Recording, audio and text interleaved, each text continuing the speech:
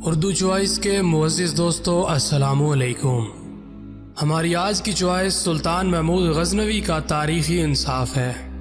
ایک دن سلطان محمود غزنوی حسب معمول دربار میں بیٹھا ہوا تھا۔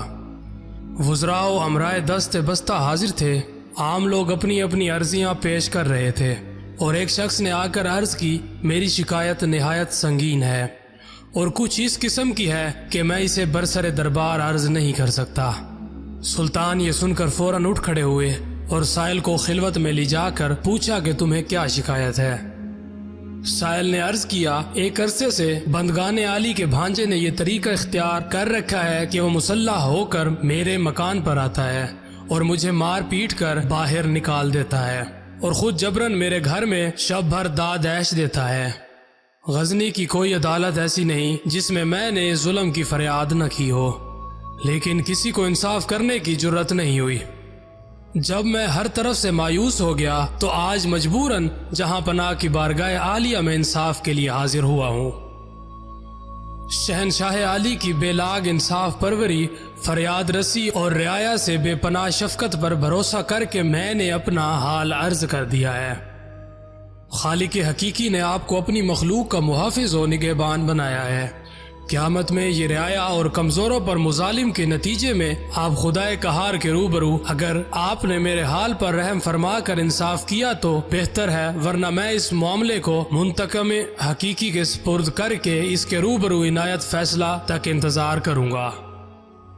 سلطان محترم پر اس واقعہ کا اتنا اثر ہوا کہ وہ بے اختیار آبدیدہ ہو گئے اور سائل سے کہا، تم سب سے پہلے میرے پاس کیوں نہ آئے؟ تم نے ناحق اب تک یہ ظلم کیوں برداشت کیا؟ سائل نے عرض کیا، میں عرصے سے اس کوشش میں لگا ہوا تھا کہ کسی طرح بارگاہ سلطانی تک پہنچ جاؤں، مگر دربار بانوں اور چوبداروں کی قدغن نے کامیاب نہ ہونے دیا۔ خدا تعالی ہی جانتا ہے کہ آج بھی کس تدبیر سے یہاں تک پہنچا ہوں۔ مجھ جیسے غریبوں اور مظلوموں کو یہ بات کہاں نصیب ہے کہ جب چاہیں بے دھڑک دربار سلطانی میں حاضر ہو جائیں اور سلطان کو اپنے درد دل کی کہانی سنا سکیں۔ سلطان نے سائل کو اطمینان اور دلاسا دے کر تاکید کی کہ اس ملاقات اور گفتگو کا کسی سے ذکر نہ کرنا، جس وقت بھی وہ شخص تمہارے گھر آئے اسی وقت مجھے اس کی اطلاع کر دینا۔ میں اس کی ایسی عبرتناک سزا دوں گا کہ آئندہ دوسروں کو ایسے مظالم کرنے کی جرت نہ ہو سکے گی۔ ناظرین گرامی، اگر آپ ویڈیو میں یہاں تک پہنچ چکے ہیں تو آپ سے ایک درخواست کرتے چلیں کہ ویڈیو میں آگے بڑھنے سے قبل ہمارے اس چینل اردو چوائس کو سبسکرائب کر کے ساتھ موجود گھنٹی کا بٹن بھی دبا دیں تاکہ ہماری ہر ویڈیو آپ کے نوٹیفیکیشن بار میں جگمگاتی رہے۔ آئیے ناظرین، چلتے ہیں ویڈیو کے اگلے حصے کی جانب۔ ناظرین گرامی، سائل نے عرض کیا، مجھ ایسے بے کس و بے یار و مددگار کے لیے یہ کیوں کر ممکن ہو سکے گا کہ جب چاہوں بلا کسی مزاحمت کی خدمت سلطانی میں حاضر ہو جاؤں اور مطلع کر سکوں۔ سلطان نے یہ سن کر درباریوں کو طلب کیا اور سائل کو ان سے روشناس کرا کے حکم دیا، یہ شخص جس وقت بھی آئے ہمارے پاس پہنچا دیا جائے اور کسی طرح کی مزاحمت نہ کی جائے۔ 2 راتیں گزر گئیں مگر سائل نہ آیا۔ سلطان کی تفتیش ہوئی کہ نامعلوم غریب و مظلوم کو کیا حادثہ پیش آیا۔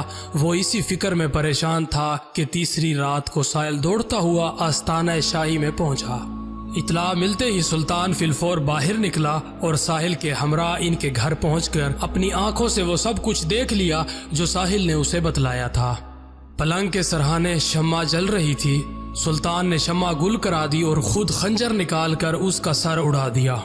اس کے بعد شمع روشن کرائی۔ مقتول کا چہرہ دیکھ کر بے ساختہ سلطان کی زبان سے الحمدللہ نکلا اور پھر سائل سے کہا کہ تم اطمینان سے اپنے گھر میں آرام کرو، اب انشاءاللہ عز و جل تمہیں کوئی تکلیف نہ پہنچے گی۔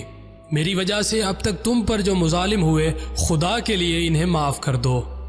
یہ کہہ کر سلطان عالی وقار رخصت ہونا ہی چاہتا تھا کہ سائل نے دامن پکڑ کر عرض کیا، بندگان عالی نے جس طرح ایک مظلوم کے ساتھ انصاف فرمایا، حتیٰ کہ اپنی قرابت داری و خون کا بھی مطلق خیال نہ کیا، اللہ تعالیٰ آپ کو اس کی جزائے خیر عطا فرمائے اور اجر عظیم عطا فرمائے۔ اگر اجازت فرمائی جائے تو ایک بات معلوم کرنا چاہتا ہوں، وہ یہ کہ آپ نے پہلے شمع گل کرائی اور پھر روشن کرا کر مقتول کا سر دیکھ کر الحمدللہ فرمایا اور اس کے فوراً بعد پانی طلب فرمایا، اس کا کیا سبب تھا؟ سلطان نے ہر چند ٹالنا چاہا مگر سائل کے اصرار پر اسے بتانا پڑا۔ شمع گل کرنے کا مقصد یہ تھا کہ مبادہ روشنی میں اس کا چہرہ دیکھ کر بہن کے خون کی محبت مجھے سزا دینے سے باز رکھے، اور الحمدللہ کہنے کا سبب یہ تھا کہ مقتول اپنے آپ کو میرا بھانجا بتا کر تمہیں شاہی تعلق سے مرعوب کر کے اپنی خواہشات نفسانی کو پورا کرنے کے لیے راستہ صاف رکھنا چاہتا تھا۔ خداوند کریم کا ہزارہ شکر ہے کہ محمود کے متعلقین کا اس شرمناک بےہودگی سے کوئی تعلق نہیں۔ اور پانی مانگنے کی وجہ یہ تھی کہ جب سے تم نے اپنا واقعہ سنایا تھا میں نے عہد کر لیا تھا کہ جب تک تمہارا انصاف نہ کر لوں گا آب و دانہ مجھ پر حرام ہے۔ اب چونکہ میں اپنے فرض سے سبق دوش ہو چکا تھا اور تشنگی کا شدید غلبہ تھا، اس لیے میں پانی مانگنے پر مجبور ہو گیا۔ پیارے دوستو، آج کی ویڈیو میں بس اتنا ہی۔ اگر ویڈیو اچھی لگے تو کمنٹ سیکشن میں اظہار ضرور کریں۔ محمد آصف کو اجازت دیجیے۔ اللہ نگہبان۔